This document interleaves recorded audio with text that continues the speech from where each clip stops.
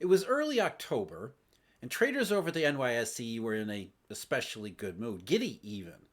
They had been climbing that wall of worry that we're always hearing about, and along comes another piece of welcome news from the Federal Reserve of all places, which seemed to push them right over top of the wall and into the promised land of prosperity. The Federal Reserve Open Market Committee had met the month before, and the minutes that they were publishing that particular day within them contained everything that a stock trader could possibly want. The policymakers leaving open the possibility of more punchbowl. What happened?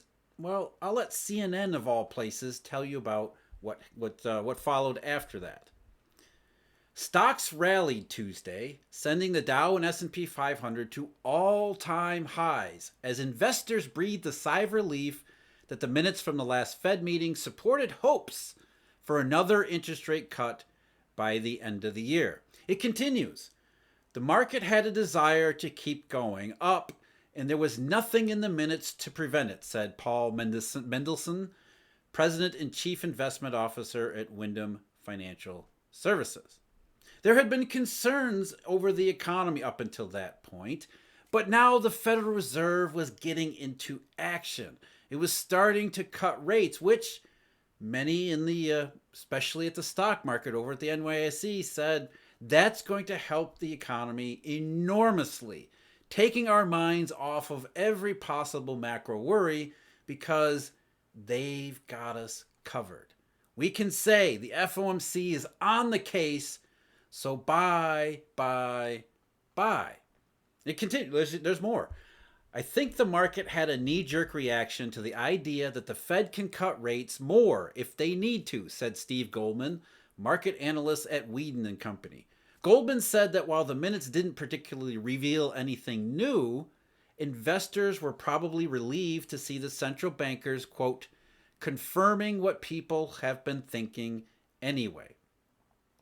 Bad news in the economy is good news at the FOMC. This idea that if the economy even stumbles slightly, along will come policymakers to rescue not just it, but in rescuing the economy, will do things that the stock market absolutely loves or claims to love. The power of rate cuts. I think that was a Huey Lewis song in the 1980s. Don't need money, don't take fame, get out your credit card and play Bernanke's game. At least I think that's what the words were. This was all in October of 2007. Yeah, you heard me right. On October 9th, 2007, the Fed minutes came out from the September 2007 meeting where policymakers looked at the subprime mortgage crisis that they said had been contained earlier, now thought, oh, maybe it's starting to knock the economy into a weakened state. And they cut the federal funds rate, the federal funds target rate. The federal funds rate did something very different, which I don't have time to get into today. They cut their federal funds target by 50 basis points, igniting a rally in risk assets. The Fed has got our back. Here is the Greenspan put being put to great use by none other than Mr. Ben Bernanke. Stocks celebrated, reached all-time highs on October 9th. 2 days later, they would get a new intraday high in the S&P 500 and then wouldn't see those levels again for 6 years. What was everybody missing?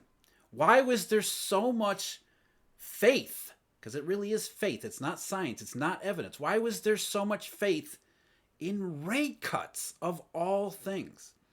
Let's examine all those things as well as what central bankers are up to right now, where they're talking rate hikes, but already markets can see at least a pause and then the rollover into rate cuts on the horizon. What does all of this mean? That's what we'll get into next. And I promise I won't bring up more any 80s songs and lyrics.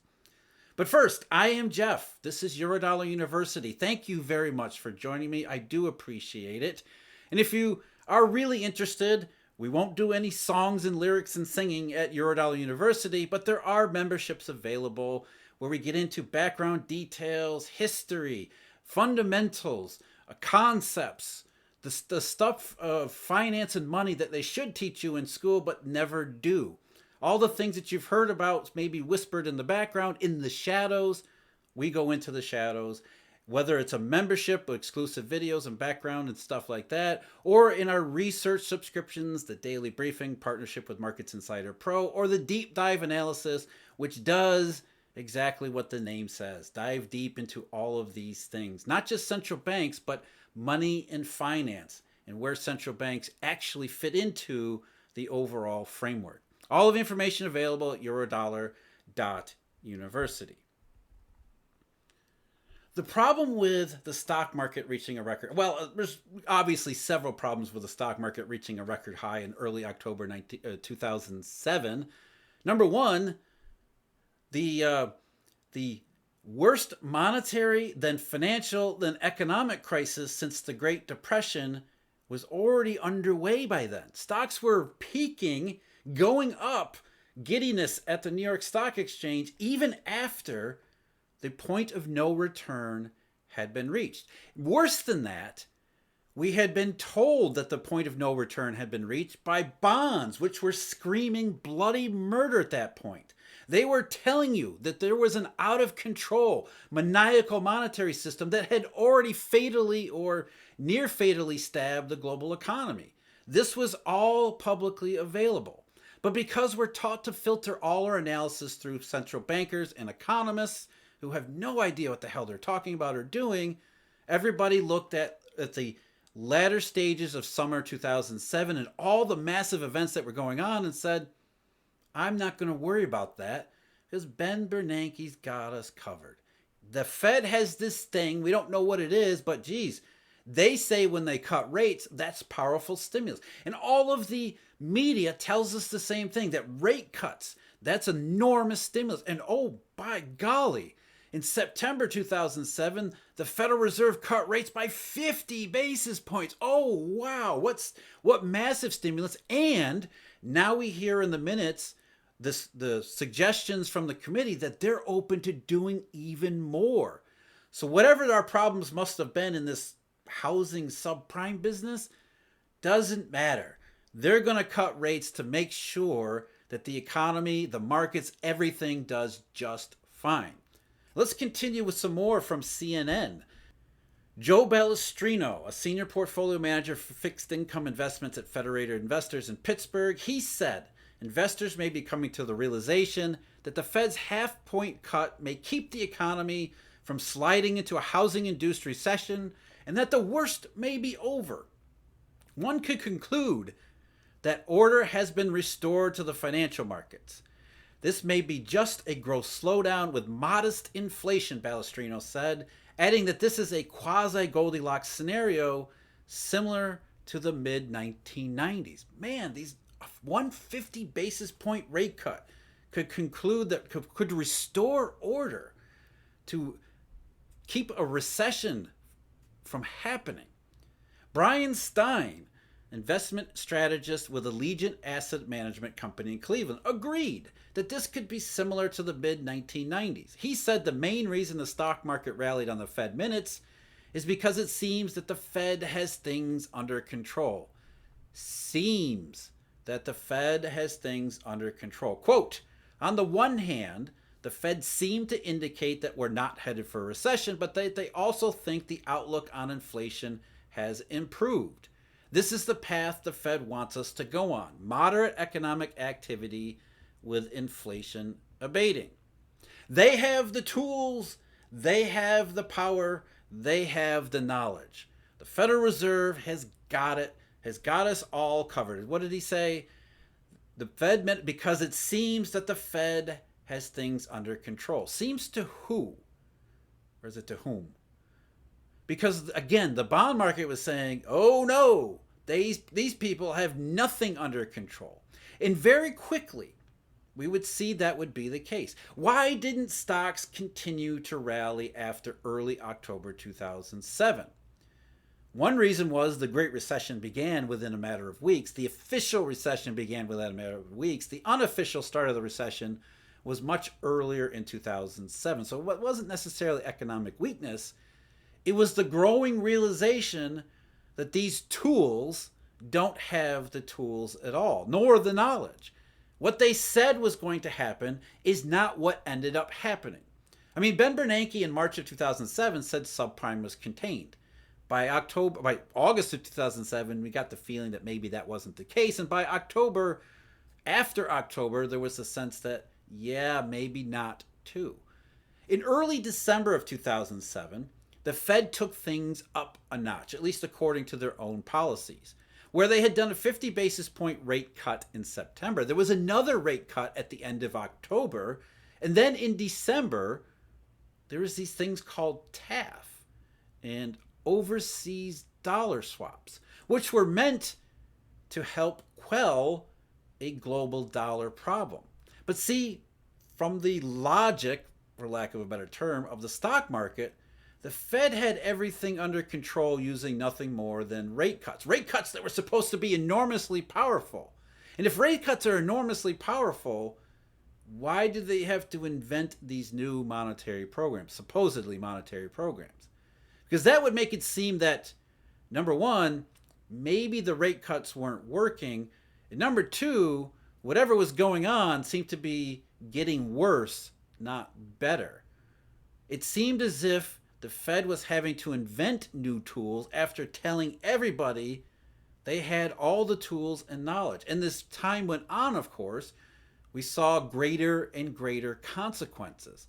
In the monetary system, things like hedge funds starting to fail, then eventually Bear Stearns, before the actual economy took the hits that the Federal Reserve assured everybody nobody would take. Not just the Fed, but all of its mouthpieces across the media saying the same thing. Don't worry, the Fed has got it under control.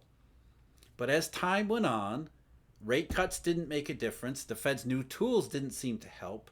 And even the stock market began to sense, uh-oh, we are in big trouble. And that big trouble realization goes back before the rate cuts. Because the rate cuts are, in fact, nothing more than the Fed's response to the uh-oh. Rate cuts don't help keep the uh-oh from happening. They are a response to it having already happened. But since these things are always a process, and there's a process with the economy rolling over, as I've mentioned numerous times, as the economy in 2022 began to roll over, which leads to all of this sort of confusion and ambiguity, including in mainstream policies at various central banks, not just the Federal Reserve. They all practice the same standard econometrics anyway. So there's a process for the economy to roll over. There's a process for central bankers to realize the economy is rolling over and begin to start throwing their magic tools at the problem, which never seems to solve it.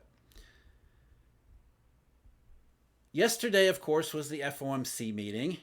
We got the statement as well as the press conference from Jay Powell, who made it very clear that the Fed is in the process of rolling over. It doesn't know that, but it has taken the first step. Here's what Powell said yesterday. We can now say, I think for the first time, that the disinflationary process has started. We can see that, and we see it really in goods prices so far. No kidding. You look at the CPI from the first half of 2022, it looks absolutely nothing like the CPI in the second half. Even core prices, when you account for owner's equivalent rent, I always say equity. That's what the E means to me. Anyway, you look at owner's equivalent rents, you take that out, core prices, big difference between the first half of the year and the second half of the year. But he's not ready to believe that that means economic weakness, just like the Fed wasn't ready to believe that, or all of the market observers, quote unquote, back in 2007. They weren't ready to believe just yet that things had gotten that serious. So here's Powell again yesterday. Given our outlook, I don't see us cutting rates this year, if our outlook comes true. See, that's the thing. The Fed's outlook is completely worthless. It's less than garbage. That's what bonds were screaming about in 2007, as I covered in previous videos, going back through what policymakers were stating, especially in October 2007, when they said the economy seems to be holding up relatively well. We're cutting some rates. It seems to be working. We have all this housing stuff. There's financial volatility.